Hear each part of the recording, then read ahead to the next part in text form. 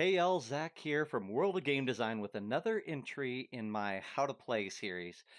This one is for a game that I've played several times now and have absolutely fallen in love with. The first time I played it, I said, this is a game designed to fix everything that bothers me about D&D. It's a perfect substitution if you've been playing 5e for a while and want to switch to a different fantasy system without losing any of the crunch. It's called Zweihander. It uses an engine called Grim and Perilous, and I can't wait to show it to you. Let's take a look. So, Zweihander is gothic horror slash dark fantasy. You're diving into a morally gray world filled with superstition, violence, and high stakes. It's a low magic setting where you aren't necessarily playing heroes. You're playing opportunists, adventurers, mercenaries, and rat catchers who are interested in other people's coin or their power and influence. You're not going to be leveling higher and higher and higher until you punch through into the realm of demigods. Nope. You're going to be going from 0 to 1. You'll be battling corruption and your own worst tendencies all along the way as you try to maintain a tendril of a connection to order while being drawn ever closer to chaos. Here, wounds are lasting, healing is scarce, and the promise of a cold death in a ditch is always looming. It's brutal and deadly in a way that D&D is not, while at the same time giving you enough tools and abilities to feel like a badass when you want to. I don't know I could sell it any better than that, and if you come this far and all this talk of death, chaos, and brutality has you looking for a way of escape, please feel free to exit the auditorium. But if you stay and you give this a try, I could promise something that provides at least one revelation. You can play all of Zweihander with a handful of d6s and d10s. The system itself is a d100 based experience, meaning that you'll be rolling 2 d10s, one for the tens place and one for the singles. And for weapons, they all use d6s, and for magical damage, it all uses d10s. It's all pretty much contained in that. When you roll a d100, you'll be trying to roll under a target number. We'll cover that more in the next section, but the target number is determined based on your individual character. So a sword and board warrior is going to have an easier target number in melee combat than their dagger-wielding and desperate mage next to them. This is the reverse of D&D, where enemies have ACs that get higher and higher as they get more challenging, and your warrior has the same target number to hit with that AC as the mage. Here, it's all based on the players. If you're familiar with Chaosium's Call of Cthulhu system, you're going to feel right at home here, though they aren't exactly the same. For those d6 damage dice, I'll cover a bit more further in, but I would be remiss if I didn't point out right from the beginning that these dice explode. Any d6s that you roll a 6 on means that you get to re-roll that die and add both the initial value and the second roll result together. So if you roll a 6 on your first one and then a 3 on the next one, you get a 9. This can keep going as well, so a dice that continually rolls a 6 and then a 6 and then a 6 could result in truly massive amounts of damage. Some of you are going to be turned off by that, but I can assure you that it's really fun at the table, and the fact that it can just as easily happen for a monster as for the player characters means no one is ever truly safe. Even the most armored of individuals is just one series of potent rolls away from being skewered. So if you keep in mind that 90% of the rolls are D100 based, and combat is one of the only times you'll be rolling D6s or single D10s, you're going to be in good shape here. Let's take a look at the character sheet for a more in-depth delve. There's a couple different formats of character sheets out there, but I kind of dig this horizontal one, even though I think it's kind of old. There's a couple of character sheets that have come out since then. Let's start with this section on the right. Each character is made up of 6 primary attributes. Combat, which is all weapon-based tests. Brawn, kind of like Constitution plus Strength in D&D, but without the combat side. Agility, like Dexterity in D&D, but without combat. Perception, which is your general awareness and ability to gather information. And then Intelligence, which is what you know now and to what extent. Willpower, which incorporates wisdom from D&D, but also spellcraft.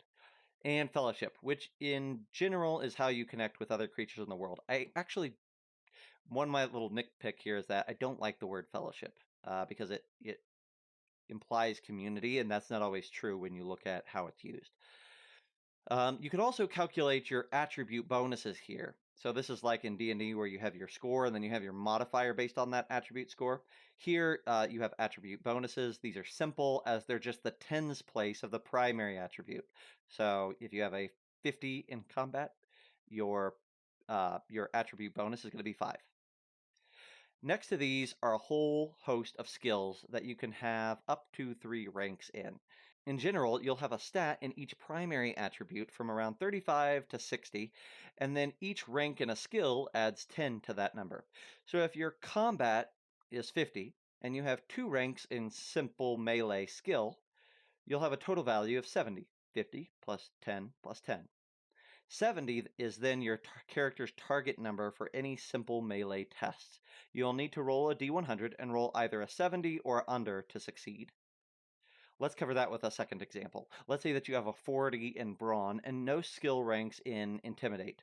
Well, then you're going to need to roll a 40 or under in order to succeed if your Game Master calls for an Intimidate test. Your Game Master always calls for a skill test, so you'll almost never be asked to roll a primary attribute test by itself. Also, the GM always has the right to adjust the target number upwards or downwards by as much as 30%, depending on the difficulty of the task at hand. A mildly difficult or task he might bump it up 10% and say, instead of 70, you've got to roll at or below 60 in order to succeed. It's 10% harder. With all D100 rolls, you have a chance for both critical success and failure. Any doubles rolled communicate a crit. So in our example of simple melee with a threshold success of 70, a 66 or a 55 or a 44 or a 22 or 33 or an 11 will all get you a crit. On the flip side, a 77, an 88, or a 99 will give you a critical failure. This means that as you climb the ladder in points, you'll have fewer chances to crit fail and more to critically succeed. A rolled 1 is always a critical success, and a rolled 100 is always a critical failure. Most of the time, your Game Master will adjudicate what a crit means outside of combat. But in combat, well, you can probably guess what it means. Spells have their own way of dealing with crits, and it's specific to the spell. Sometimes rolling a crit means the spell's effect is even permanent. Understanding attribute skills and how they build together to create your target number is a huge portion of the game. So if you've got that nailed down, you're almost in the clear. When you go to build your character, you're going to be filling out this Mad Lib style section, which in turn informs the rest of your build. Almost every piece of this section has a corresponding table that you can roll on to get a random result. Or if you're one of those people, you can pick your favorite option from the list. Most of these are just fun flavor that helps flesh out your character, but there's a couple of things here that we should highlight. Throughout your lifespan, you won't be picking a class and then leveling it up. Rather, you'll start by choosing a profession, and then sometime later in your adventuring career, you'll take a new intermediate profession. And then once you're a seasoned veteran, you can claim an advanced profession. There are over 100 different professions in the core book, and another 60-ish in the main Gauche supplement for it. And I think there's even around 15 professions included in the starter set. These professions give you cool abilities called talents and communicate your starting gear and your skill ranks that you start with. Because they don't level up, they're great at communicating a burst of flavor, but then getting out of the way and getting you the freedom to, in your own campaign, allow you to shape your character to whatever you find fascinating in the moment. Another thing that I found in the Mad Lib section that's very important is your dooming. This is a roleplay thing, but it's the special prophecy that was spoken over you during your birth that is meant to communicate the how, when, or maybe even why of your death. But it's often cryptic and open to interpretation. This is really great for helping the GM find some fun things to utilize in building out your character or a story or a narrative that's going to really connect with you. A final thing that's especially noteworthy in this section is your drawback. This is something that's come up during your background that has a physical or mental repercussion for your character. It's something for you to overcome, and it's special to you. Maybe it's a prosthetic arm or joint. Maybe you've got cabin fever or the temperament of a drunk. I really dig systems that give you options and take the time to communicate the less cool and heroic sides of your character, and things that all of us in the real world possess. It gives me something different to both incorporate and navigate in the coming sessions. On the left side of your sheet is your corruption tracker. As I said earlier, corruption is what you're always warring against. You'll take on points of corruption over the course of play, and at the end of each section, you'll see if you gain few enough points that you take points towards order and start working your way towards another fate point, which is kind of this game's get out of jail free card, or you descend down the track of chaos towards claiming a disorder. Basically, your choices and your success or failures during the game are going to push you towards one of these extremes. And the more you push towards those extremes, you either get benefits with fate points or detriments with disorders. And it's kind of this way of encouraging you to align as closely as you can with order and to stay away from chaos. Two more quick things and then we're done here. First, something that's not on the sheet, but is in a similar vein to fate points, are fortune points. The table starts with a number of fortune points equal to the number of players. Plus, the game master gets one for themselves. These are typically represented by physical coins and are not noted on the sheet. You can spend a fortune point, either as a GM or a player, to re-roll a non-critical D100 test, or to make a D6 explode by automatically rolling a 6, or slightly edit a scene to your benefit, or finally to gain an action point in combat. When you spend a point, it goes to the GM, and when the GM spends a point, it goes back to the player pool. Fortune can dramatically shift a scene, and the party always knows when the GM has a fat stack of misfortune points to spend, tragedy is likely just over the horizon. This trade-off, this back and forth, is really fun, as players know that there's always a downside to spending a fortune, but maybe you still want to do it in the moment. Finally, let's touch on magic. Magic users are few and far between in the world at large, but players will have options of playing both arcane and divine spellcasters. You'll make an incantation skill test anytime you want to cast a spell. Some spells are trivial and are by default very easy for spellcasters to do. They're like your cantrips. Others are far more potent and the difficulty is scaled to match. And remember, most spells have critical success benefits that can be unlocked and a critical failure detriment to be weathered. Dealing with magic is always a cautious dance with the forces of chaos. There's also no such thing as spell slots in this game, so you could cast a lot of spells, but the detriments of failing spells and taking on points of corruption and stuff like that will sometimes encourage you to avoid just dumping a ton of your actions into powerful magic. Okay, let's cover combat and then wrap it up. Combat isn't quite as thick and heavy as the most complex of RPGs, but it is on par with D&D. Movement and ranges are communicated in yards, assuming like a grid or something like that, and there's a lot of things a character or creature can do on their turn. Initiative is determined by rolling a d10 and adding your agility bonus. The higher the result, the faster you go in initiative. The game uses action points, an action point system, once you get into the rounds of combat. At the start of each of your turns, you get 3 action points to use, and it's up to you to determine how you want to spend them. Basic movement costs a point, and so does using a weapon or casting a basic spell. This means you could spend 1 action point to move up to an opponent, and then you could swing your sword at them twice with your other 2 action points, or you could cast a spell and then swing your sword. There's also a number of stunts that you can spend your points on, like trying to disarm or stun your opponent, as well as special actions like taking aim and interacting with objects, and other movement actions like doing a maneuver or charging. Also, casting higher level spells might take additional action points. Not all of these only take 1 action point, and determining how you want to spend your points is a decision that changes with each turn. You may even want to hold on to some of your points as they only recharge at the start of your next turn. And if you spend them all on your own movement, attacks, and stunts, you won't have any left to make reactions like parrying, dodging, or attempting to counterspell. When you want to make an attack, you'll be rolling a skill test tied to the type of weapon you're using and adding the combat attribute. You'll also be doing this very similar thing of making a skill check if you want to do something like a stunt or a maneuver. If you miss on your combat attack roll, that's it. But if you succeed, your opponent will have the option of parrying a melee attack or dodging a ranged attack if they have an action point or 2 to spare. Parrying requires a similar combat task to your own, while dodging requires a coordination skill test. Succeed on your parry or dodge, and you negate all damage. Speaking of damage, this is the perfect time to talk about peril and wounds. In Zweihander, you can be injured by taking peril or damage. Peril is something that comes up all throughout the game and is kind of your ability to mentally resist all of the horrors and atrocities you're bound to encounter. Damage is what it sounds like, but you don't have hit points in the game. Rather, both peril and damage have their own tracks that they run down as you take damage to them or you take injuries to them. Each time you take a hit, you'll compare it to your damage threshold, calculated by adding your brawn modifier plus any armor bonus. That's your damage threshold. If the damage exceeds the first threshold, you go down by 1 mark on the track.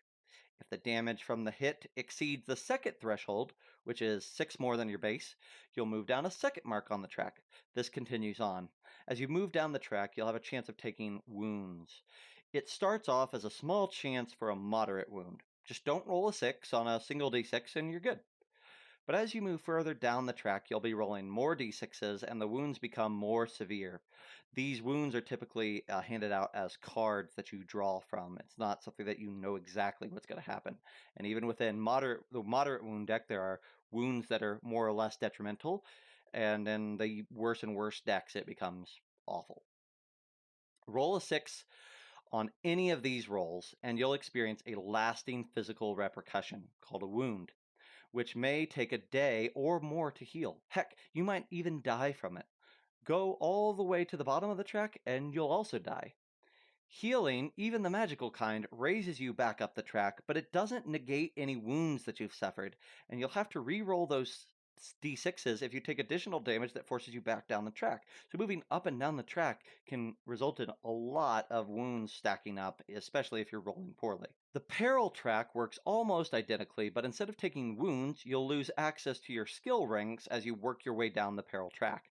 Drop to the bottom and you'll be auto-failing skill tests and taking 6 points of corruption. Keep in mind, almost all D100 rolls in the game are based on skills, so you are going to be sucking when you roll at this point.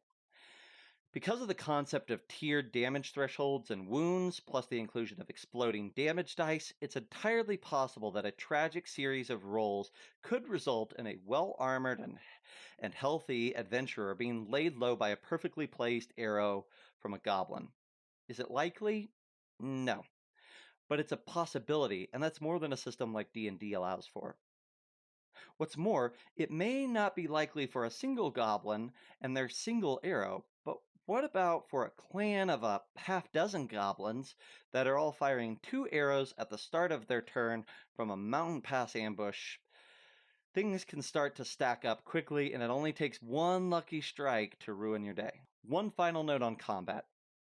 Every weapon deals a single d6 worth of damage, plus an attribute modifier.